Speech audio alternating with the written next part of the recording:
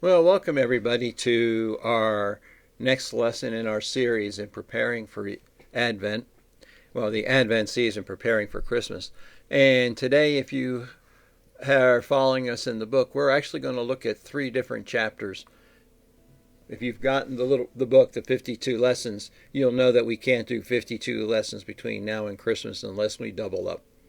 So today, the title of this lesson is called "Don't Let People Steal Your Joy," and we're also going to be looking at it's about more than Christmas and see life as a child. And I really kind of think that the last one is the one where we need to focus.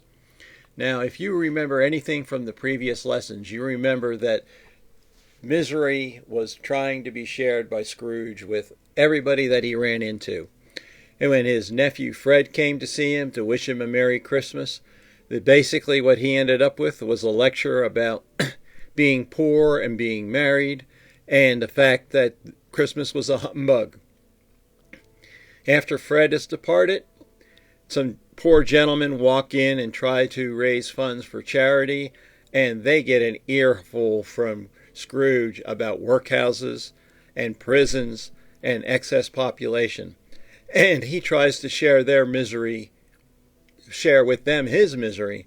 And the one who really gets your heart is Bob Cratchit, his clerk at the counting house. At closing time, Scrooge plays the victim. He plays the victim and says, well, you suppose you're going to want the entire day off. And of course it's not convenient, and it's picking a man's pocket on every 25th of December. And you would think that all these people would have been hurt, but the one that would have been hurt the most would have been Scrooge's clerk, Bob Cratchit. But the fact is that after Scrooge is gone and everybody is locked up, on his way home, he wraps basically his white muffler around his neck and heads down the street. And he runs into a group of boys who are sliding, and he joins in with them. He joins in with them not just for one, but for 20. And the fact is it reminds me of the verse in Matthew chapter 19. Let the little children come to me, and do not hinder them, for the kingdom of God belongs to such as these. And really, it's our heart that really needs to stay as a child. If we lose the wonder that a child has about some of the simple things, we really lose the wonder of what God's creation is about. And you see these things all around us.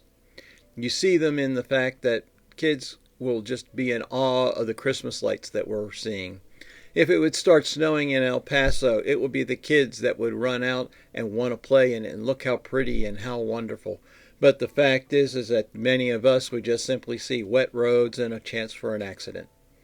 So I'm going to ask you, can you approach Christmas as a child? Can you stop and see the wonder? Because you see, Christmas isn't about Christmas Day. It's the Christ in the Christmas. Charles Dickens loved Christmas, but I think it was because it reminded him that the world could be what Christ envisioned for it. A place where there's love, a place where there's caring.